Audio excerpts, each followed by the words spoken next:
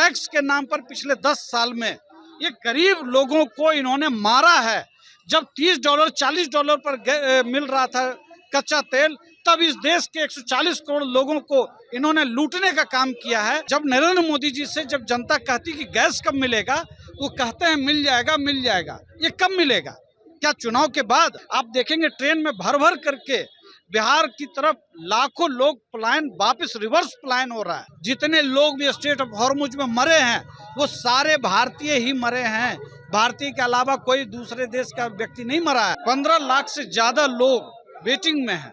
शहरी इलाकों में 42 दिन में गैस का रिफिलिंग हो रहा है। ग्रामीण इलाकों में 50, 55, 60 दिन तक चला गया है। नरेंद्र मोदी सिलेंडर, गैस, तेल, डीजल, पेट्रोल पर बात नहीं करेंगे तब तक उनके खिलाफ हम लोग आंदोलन करते रहेंगे। वो लाखों लोग, उनसे जब बात कर रहे हैं रिपोर्टर्स, तो वो बोलते हैं कि 10 दिन से हमारे बच्चे नहीं खाना खाए ठीक से, 4 दिन से हमारे घर में खाना नहीं बना है। गैस सिलेंडर के बढ़ते दामों को लेकर कांग्रेस पार्टी आज राजधानी के पटना के सड़कों पर उतर चुकी है। हमारे साथ कांग्रेस पार्टी के कई नेता उतरे हैं। ठीक है, लगातार नारे लगाए जा रहे हैं।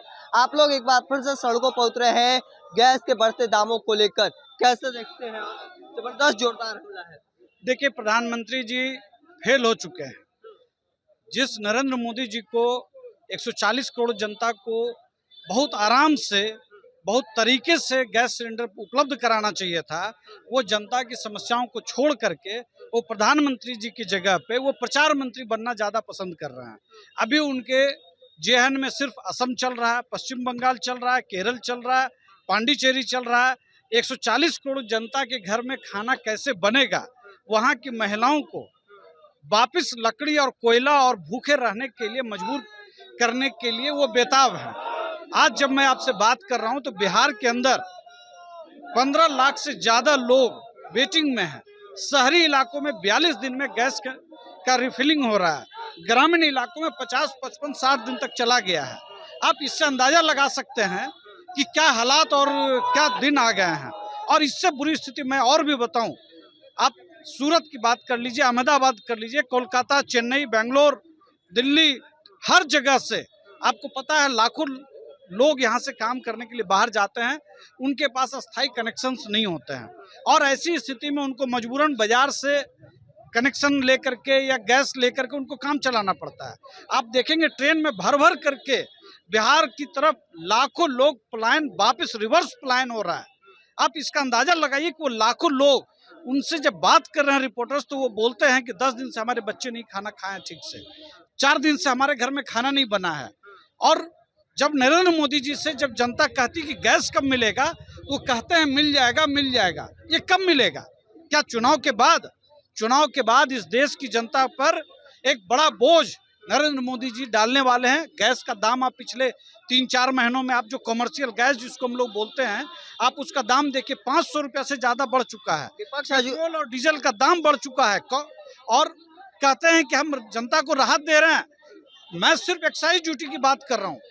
पिछले 10 साल में 13 बार एक्साइज ड्यूटी बढ़ाया गया है। ये जो विशेष एक्साइज ड्यूटी है, जो अलग से एक्साइज ड्यूटी ले रहे थे, मतलब एक्साइज ड्यूटी पर जो एक्साइज ड्यूटी ले रहे थे, उसमें इन्होंने कटौती किया है। कम से कम इन्होंने 30 लाख करोड़ रुपए की उगाही की है टैक्स के नाम पर पिछले 10 साल में। ये गरीब लोगों को इन्होंने मारा है।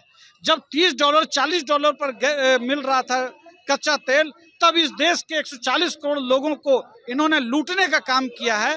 और जो बड़े कारपोरेट हाउस हैं, चाहे वो अंबानी हो, चाहे तेल गैस की कंपनियां जो भी हों, उन सब ने इस देश को लूटने का काम किया। और 30 लाख करोड़ तो अकेले केंद्र सरकार ने लूटा इस देश की जनता से।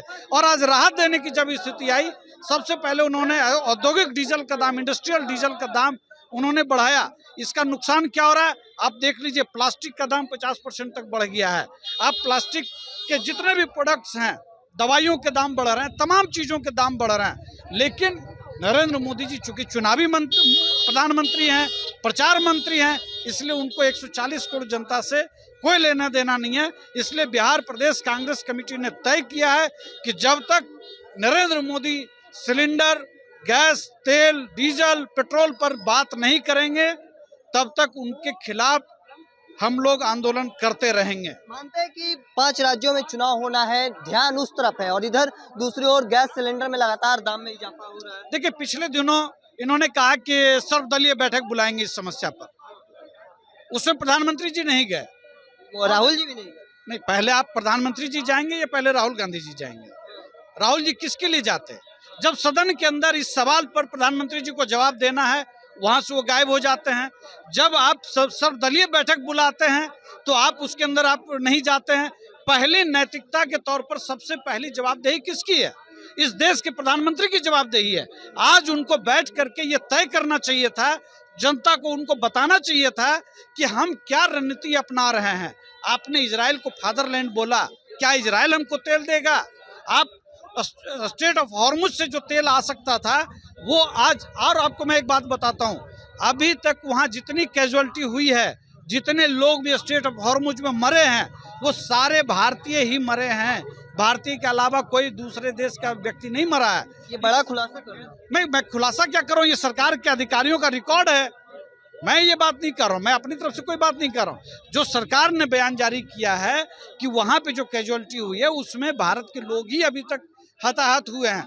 इस तरह से अगर आप देखेंगे तो इस देश को उन्होंने अमेरिका और इजराइल की नीतियों के पक्ष में बेसहारा छोड़ दिया है। चलिए, हमारे साथ राहुल जी थे और कांग्रेस के कद्दावर नेताओं में से एक हैं और जिस तरीके से ये तस्वीर दिखाई है, देखिए बड़ी संख्या में कांग्रेस के जो कार्यकर्ता हैं वह आज एकजुट हुए हैं और पटना की सड़कों पर उतरे हैं, राजधानी की सड़कों पर उतरे हैं और उसके बाद से कहा जा सकता है कि अब एक बड़ा आंदोलन जो है वह देखने को मिला है। हालांकि देखना होगा आगे की तस्वीर क्या कुछ निकल कर सामने आती है। तब तक के तमाम अपडेट को देखते रहने के लिए इंडिया टॉप देखते रहें।